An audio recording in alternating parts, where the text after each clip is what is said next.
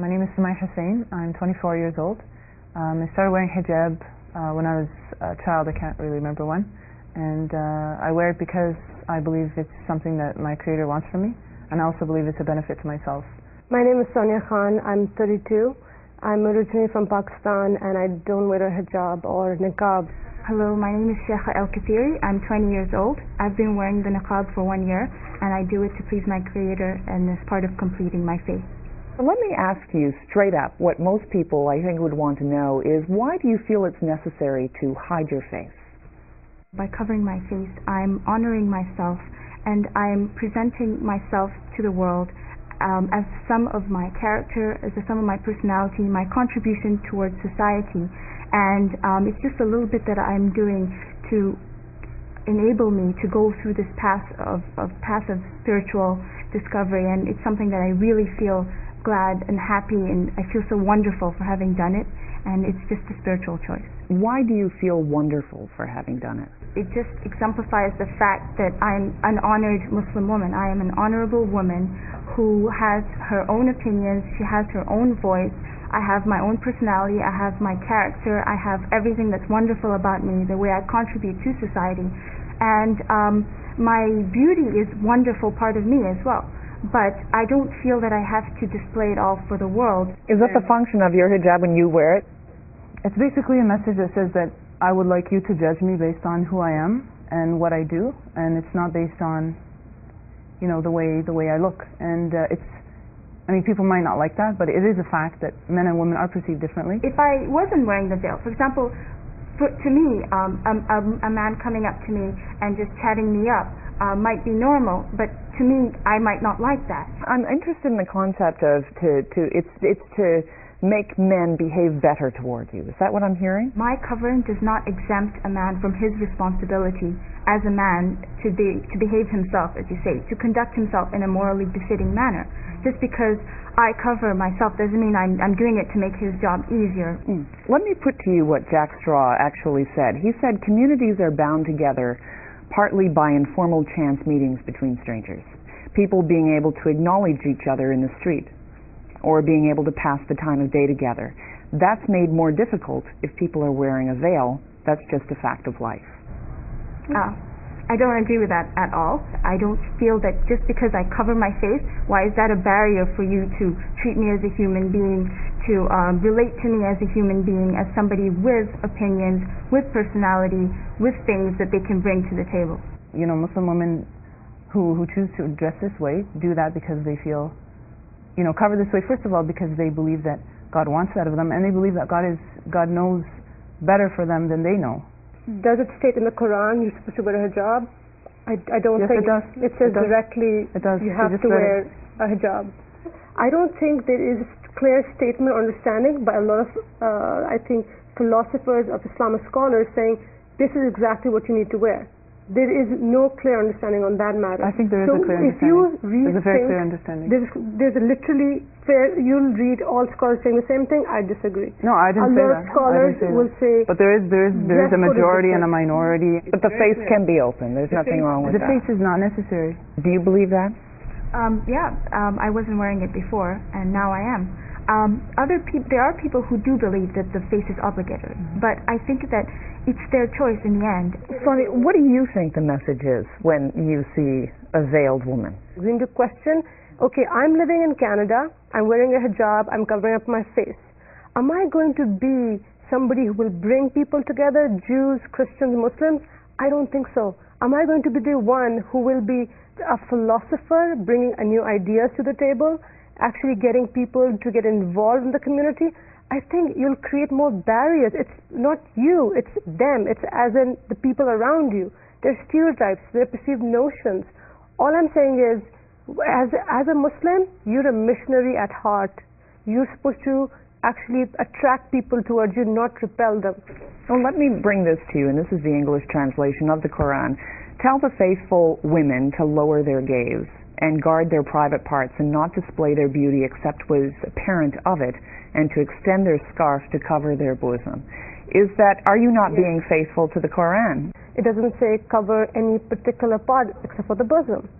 So I think it's about the humility of it, and there's no kind of implication of what item do you need to wear. We need to integrate, we need to assimilate, and we need to be able to move from one culture to the other without looking like something out of a different era. I don't think it creates any barriers. I don't think you have to assimilate in all ways. I think you should assimilate in the basic human ways of goodness and helping others, but you shouldn't have to assimilate in your dress, because what is dress? It's just superficial. No, it's not.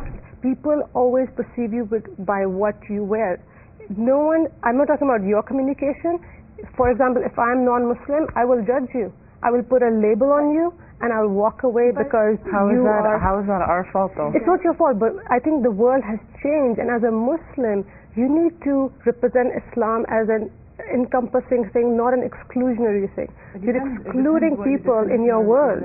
Samaya, you want to say something to that? I think you need to give people a little bit more credit. Like, people are really, they're not that stupid.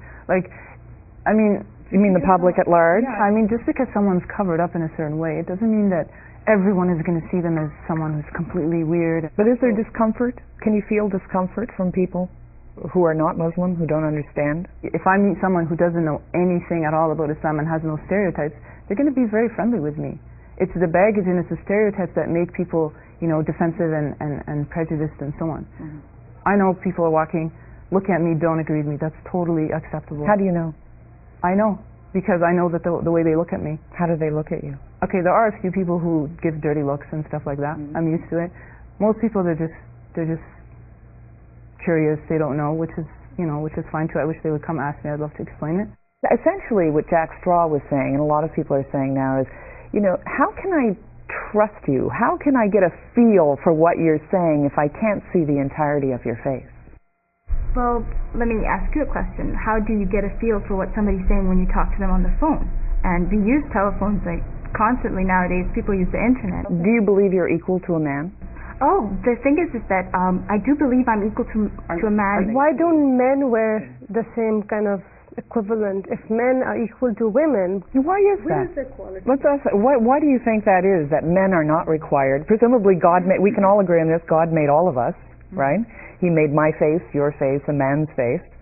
Why would he require a woman to cover some aspect of herself and not a man? Covering yourself is something that's natural to us. We cover parts of ourselves that we think is not for public consumption. Mm-hmm. And if people differ on what that modesty is, I think that's totally fine, and I don't see why anyone should have a problem with it. And the issue of equality in dress, I mean, men also have their own dress code that they can't just walk around wearing whatever they want. So if Jack Straw if you were in his office and he said, "Would you mind removing the veil so I could talk to you in the presence of another woman?" what would you say? I would say, I do mind. Why does it bother you that I have to remove it in front of you? Can't you communicate with me as a normal human being? I don't think that the fact that I'm wearing a veil prevents you from communicating with me as a normal human being in a normal way. And I don't see why you have to get me to do this thing, to take off my veil. Perhaps for you it's something that you feel strongly about, or you want me to do it for your own comfort, your own benefit. But I don't think it really is bothering you. I don't think it is. And it definitely doesn't bother me.